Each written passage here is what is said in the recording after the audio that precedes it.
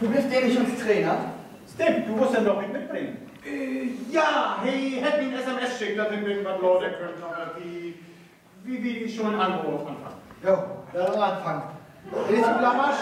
Ich nehme diese Brot. Unbedingt mal ganz den Weg, Paul. Was holt ihr davon, wenn du mit uns Großfinale machen? Dann hat der Coach schon mal einen Druck von uns Truppe. Gute Idee. Doch Walter, ich will mich wiederum nicht so stark gucken. Also ich habe letzte Nacht mit meinem Monitor ums Großes Schloss nochmal. Nein, das ist die doch nicht voll. Also gegen den Song kann ich sehen. Mit dem Publikum. Aber wenn du hast Pölchen davon, wenn wir uns Alkohol aus dem Überlebenscode im Boller vorwillst. Das ist Sperling. Sperling?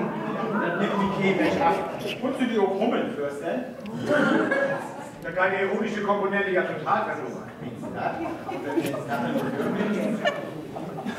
Die Fantasie. Dann Köpfe nicht.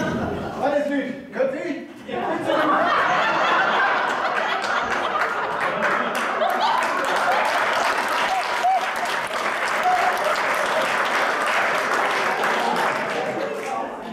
Was für eine schöne siehst du denn? Und die Jungfrau von heute, ja. Ja, keine Ahnung. Ich kann mich von frühen Zeitschriften inspirieren worden. Ich werde mit den Johann Bravo nach Tate. Wenn ich die so sehe, dann fallen die bloß ein in. Camilla Barker.